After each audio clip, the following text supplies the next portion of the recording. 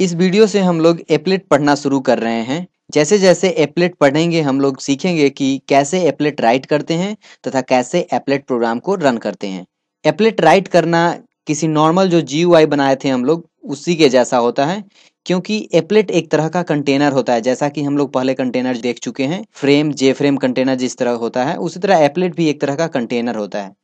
Container, components, layout manager, event handling, ये सब जो हम लोग नॉर्मल जीयूआई एप्लीकेशन में अभी तक जो यूज कर रहे थे वो सब हम लोग एप्लेट में भी यूज कर सकते हैं। और हम लोग आने वाले वीडियोस में कैसे उस सब को यूज करते हैं ये सब हम लोग वहाँ देखेंगे। हम लोग ये भी देखेंगे कि कैसे एप्लेट एचटीएमएल पेज पे इम्बेड होता है। हम लोग यह सब नेटबीन्स का यूज करते हुए भी करेंगे तथा हम लोग नॉर्मल उसका जो कमांड लाइन होता है उसको भी यूज करके हम लोग एप्लेट को रन करके देखेंगे।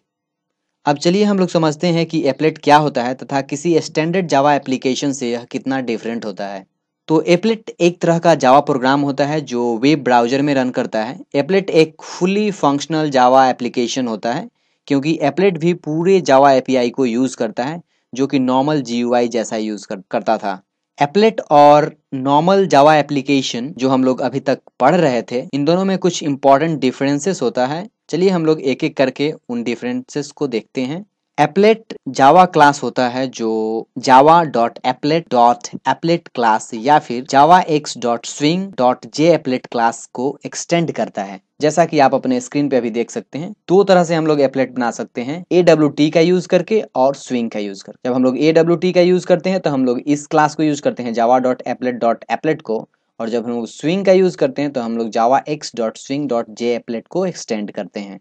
एप्लेट में मेन मेथड इन्वोक नहीं किया जा सकता है, या फिर हम लोग उसको दूसरे तरह से बोल सकते हैं कि एप्लेट में या फिर एप्लेट क्लास में मेन मेथड डिफाइन नहीं होता है। और एप्लेट को हम लोग HTML पेज पे इम्बेड करते हैं, और नॉर्मल जो GUI एप्लीकेशन जो होता है उसको हम लोग को रन करने के लिए HTML पेज पे इम्बेड करने का ज़रूरत नहीं होता है।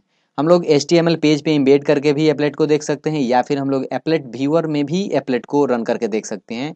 आने वाले वीडियो में हम लोग ये सब समझेंगे। जब यूजर एप्लेट वाला HTML पेज ओपन करता है तब एप्लेट को सपोर्ट करने वाला जावा आर्चिव कोड यूजर के मशीन पे डाउनलोड हो जाता है टेम्पोरली। एप्लेट को रन करने के लिए यूजर के मशीन पे JVM इंस्टॉल्ड होना चाहिए, चाहे वो JVM ब्राउजर प्लगइन की तरह का हो या फिर सेपरेट रन टाइम इन्वायरमेंट हो। एप्लेट में बहुत ही स्ट्रिक्टली सिक्योरिटी रूल जो ब्राउजर के द्वारा इन्फोर्स्ड होता है। इस सिक्योरिटी को हम लोग सैंडबॉक्स सिक्योरिटी के नाम से भी जानते हैं। जावा एप्लेट का सबसे अच्छा खासियत यह है कि ये ट्रूली प्लेटफॉर्म इंडिपेंडेंट होता है, क्योंकि एप्लेट जो होता है वो वेब पेज पे रन करता है, और वह वेब पेज हम लोग किसी भी डिवाइस या किसी भी ऑपरेटिंग सिस्टम पे एक्सेस कर सकते हैं, चाहे वो विंडोज हो, चाहे वो मैसिंटोस हो, चाहे वो एप्पल हो, कहीं भी हम लोग उस एप्लेट को एक्सेस कर पाएंगे।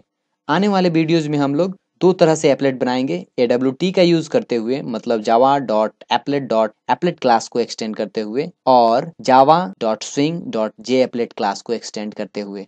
उम्मीद करते हैं आप जो इंट्रोडक्शन जो एप्लेट का है वो समझ गए होंगे। Thank you.